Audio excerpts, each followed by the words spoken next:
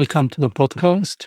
Today, we'll be talking about a poem that's more or less nostalgic. It's a movement. It's a personal experience of moving from a place to another. Maybe somebody from this generation, older generations, early generation, have have experienced such move. Mostly um, the young generation. And now I've moved to another land, and I'm just displaying my feelings, how I felt during that in a melancholic, poetic, uh, poetic tone.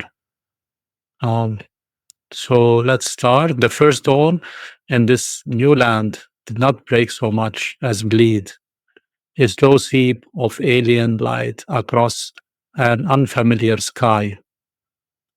For 11 years, I had woven myself into the tapestry of another place. Its rhythms had become my pulse, its customs my second nature. Now that the thread is severed, I have been uprooted, not with the gentle care of a gardener, but with the abruptness of a storm. And in this hollowness, out, silence, a sharp and clinical, despair has taken residence.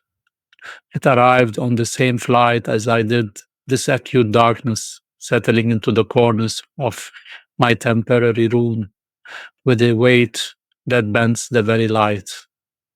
Thoughts dark and spiraling, whisper of ultimate endings. My mood is a pendulum of lead, swinging between a numbness, stillness, and a churning anguish that paralyzes the will.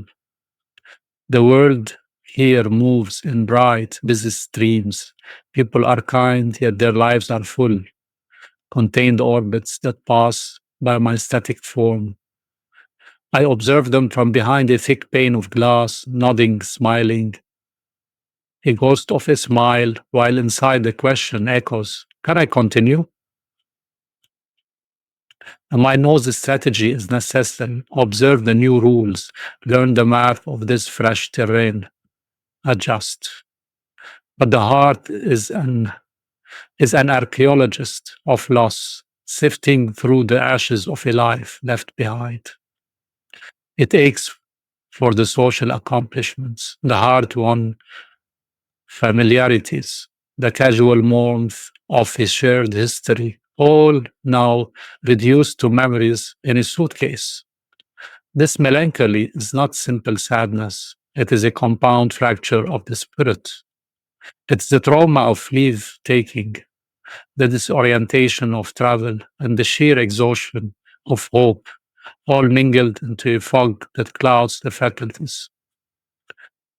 The most paralyzing blow, the keystone of this collapse, was the loss of my work. It was more than a job, it was an architecture of purpose, a daily proof of belonging. Its removal left me structurally unsound. My life, you see, has long been a liturgy of fall and rise. After university, I began with nothing, an empty page, an opportunity, a stroke of ink, and voila, a story began. Life curved upward. Then a second chapter, all was lost, swept away, and again, from the ashes, a reconstruction. So it has gone in social spheres and professional ones, a cyclical saga of valley and precarious peaks. At this time, the fall feels seismic, a profound disheartenment coats my soul, edged with a new, bitter flavor, a pinching fatigue, a whisper that my time is ending, or at least what I wish it would, for the real pool seems to have no bottom, only an endless draining vortex. Marriage collapsed, work ended, country changed, a triple alchemy of grief. The burden feels geological, too massive for a single frame to bear. And there's the cruelest irony. My friends in that beloved former home may think I chose to leave them. They do not see the invisible chains of bureaucracy, the visa that expired, the law that offers no shelter without the sponsorship of employment I no longer possess. The door did not simply close, it was locked from the outside. And the siren call of the homeland whispers, it is the best choice. Yet that return feels like a surrender to a different abyss. The label of too old to hire, a quiet shelving of the shelf.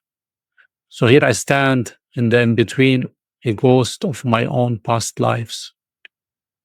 The strategy is clear, yet the will to enact, it is scattered like sharpnel in this storm of heightened emotions. The problem, in its essence, is the navigation of a self that feels shattered across a landscape that demands a whole one, haunted by the blueprints of buildings that no longer stand. But within this testament of pain, remember, your history is not just one of failure, but of recovery. You have stood up before, you have built from nothing, not once, but repeatedly. This is the brutal evidence of your resilience. Even when you feel you have none left, this first day, this acute darkness is not the full story.